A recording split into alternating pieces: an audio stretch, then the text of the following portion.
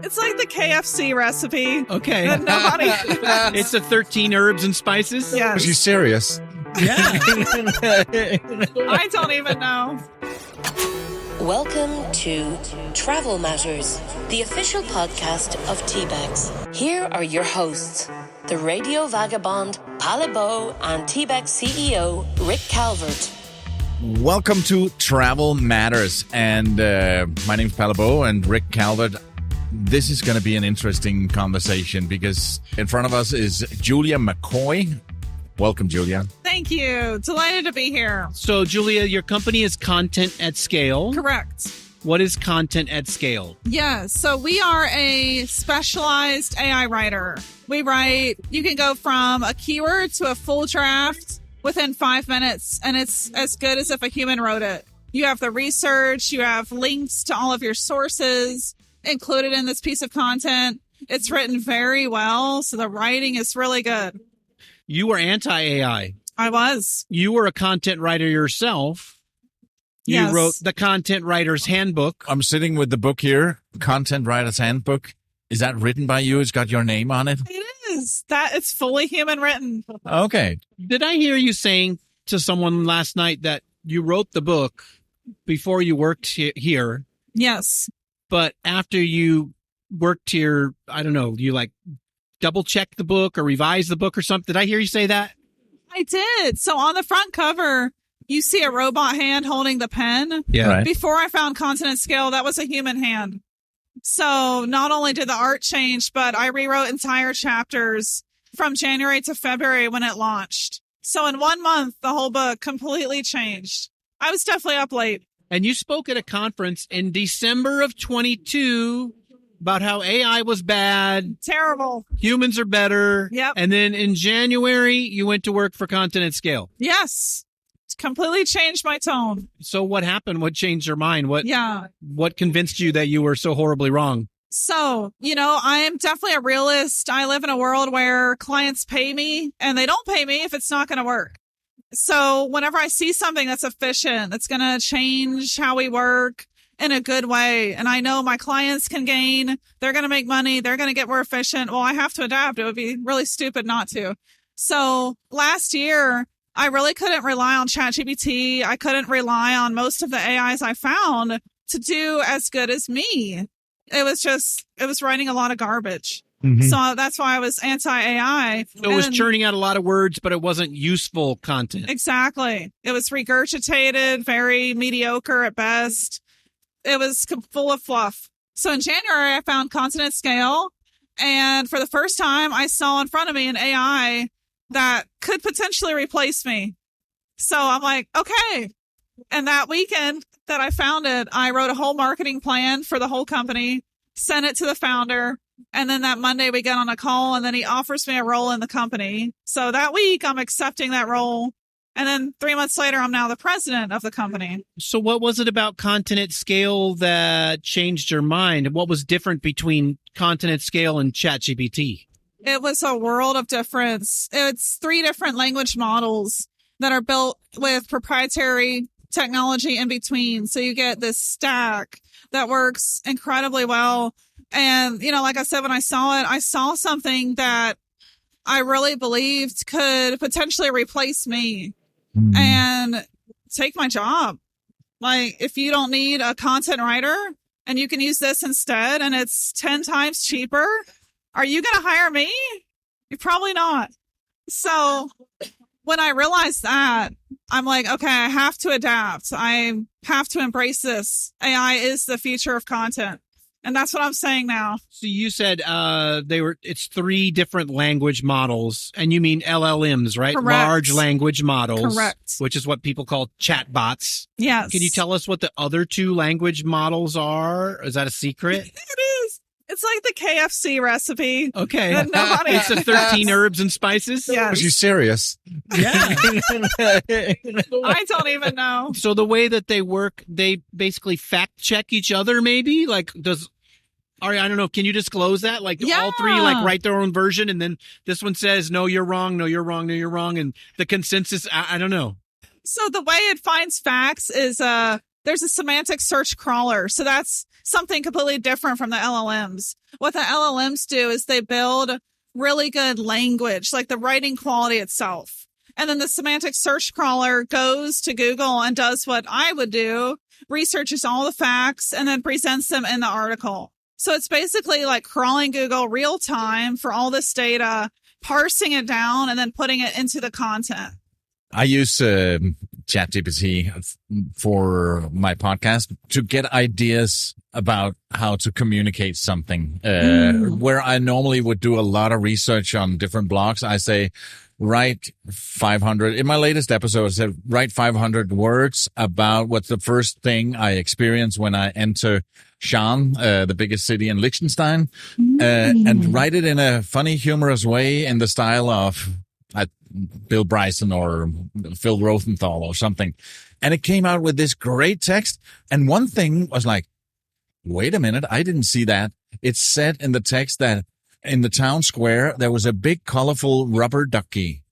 And I said, well, I walked around this town and I never saw that. So I put back in, is there really a big rubber ducky in Shan? And it just responded, no, I was just trying to be funny.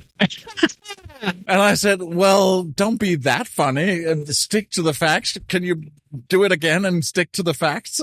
So you have to be critical. And I started Googling picture images for this rubber duck that I apparently missed. It totally made that up. So you got to be careful. Yes. I built a framework called Craft. I'll share it here in the keynote. But the letter F sounds terrible. The letter F stands for fact checking, because that is so critical. It's OpenAI says like it has no source of truth. Yeah. So if we know that, then it's BSing a lot of the time. I've seen it make shit up. Absolutely. Yeah. It just creates stuff out of nowhere. And most people have probably heard the story now. There was a lawyer who was submitting a brief in a court case about precedent. Like, here's 3 case precedents on why you should rule in my favor. And they were all completely made up cases that didn't exist. And the judge is like, what is this? He's like, oh, well, I use ChatGPT to research these. It's a problem when you say, I promise to tell the truth, the whole truth, and nothing but the truth.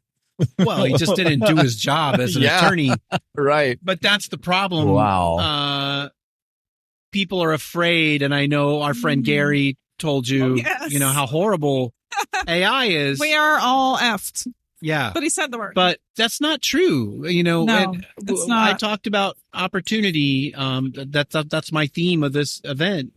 Love it. It's an opportunity for you to become more efficient, to spend more time refining your content and making it the best it could be. Am I saying that correctly? 100%. Yeah. So we just got finished doing some demos for some amazing travel bloggers.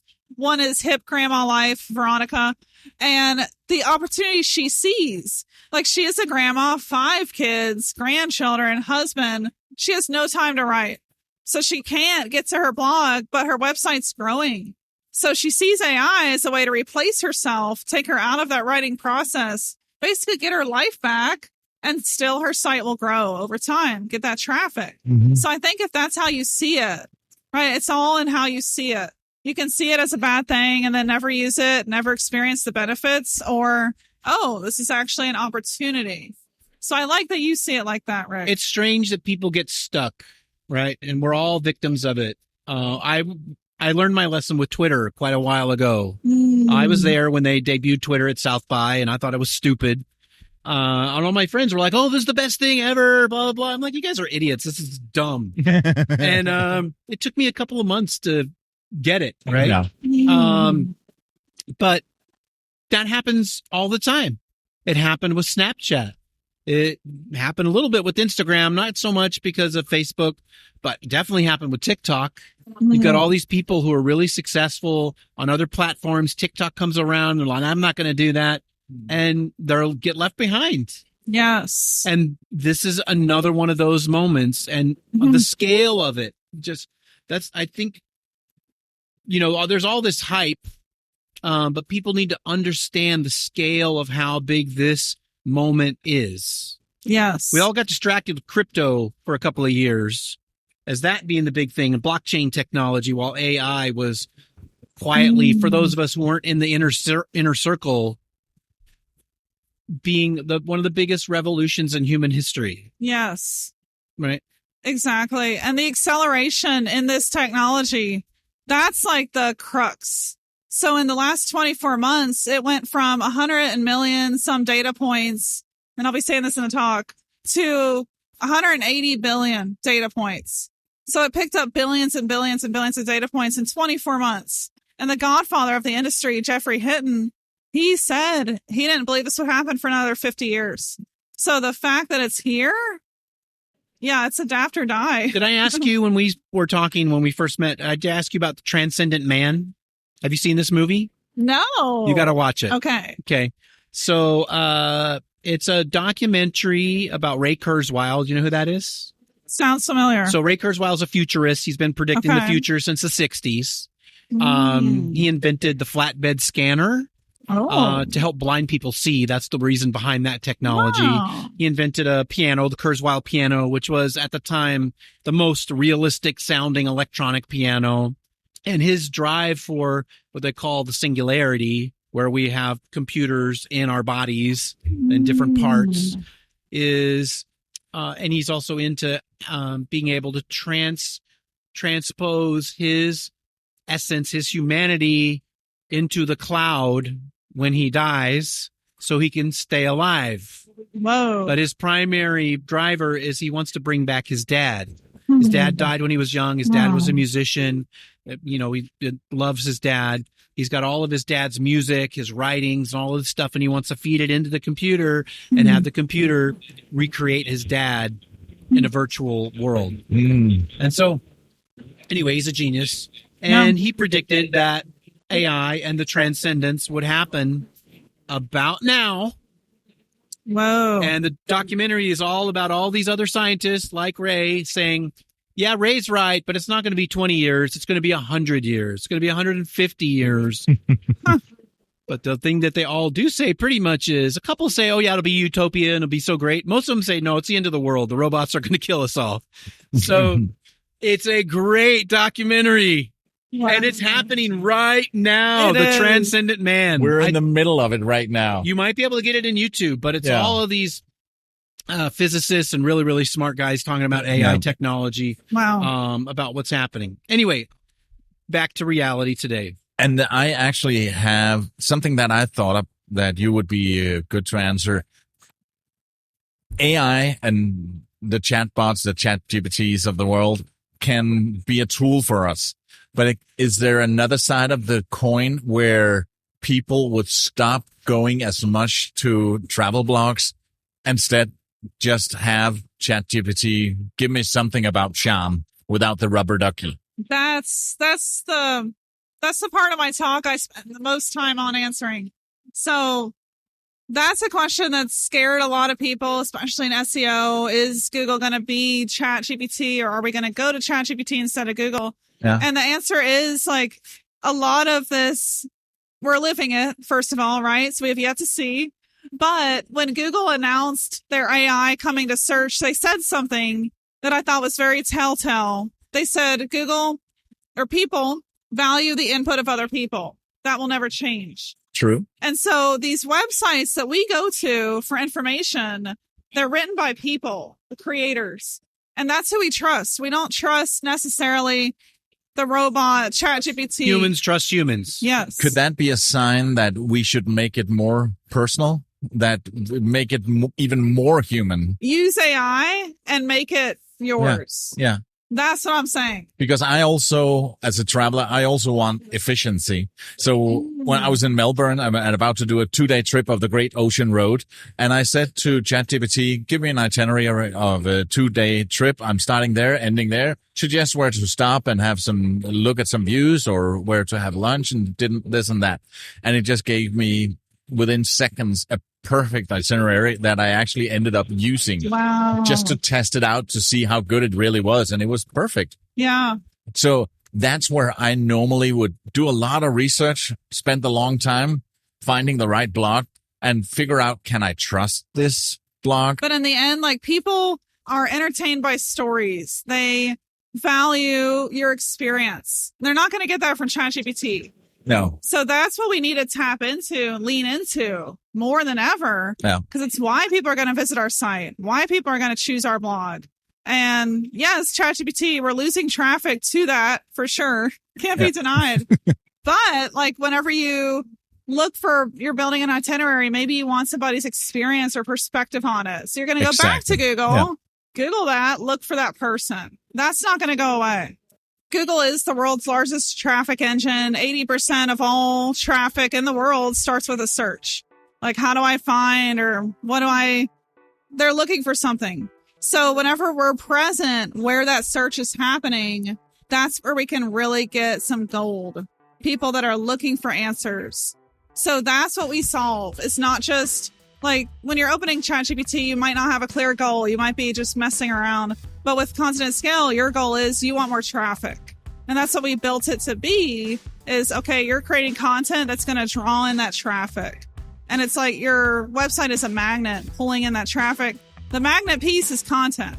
That's the factor. So that's what we create. Exactly what Jason said in his keynote in Greece? It was. Answer people's questions. Yeah. And that's how you'll convert into sales. Yeah. True. I think, Julie, we'll wrap it up there, but we really appreciate you being here. I'm so glad that we found you. I'm so glad you found me too. Joe Polizzi is one of my favorite people, and I'm now telling people Rick Calvert might be my favorite person. Yeah, right. Okay. So if you don't know, Joe started Content Marketing World. It's a massive event. And he's a nice guy as well. So thank you so much for being here. We're looking forward to your talk tomorrow. I'm excited. Thank you, Julia. Thank you, Rick. Thank you so much. Thank you. This episode of Travel Matters was hosted by TBEX CEO Rick Calvert and Radio Vagabond Palle and produced by radioguru.co.uk.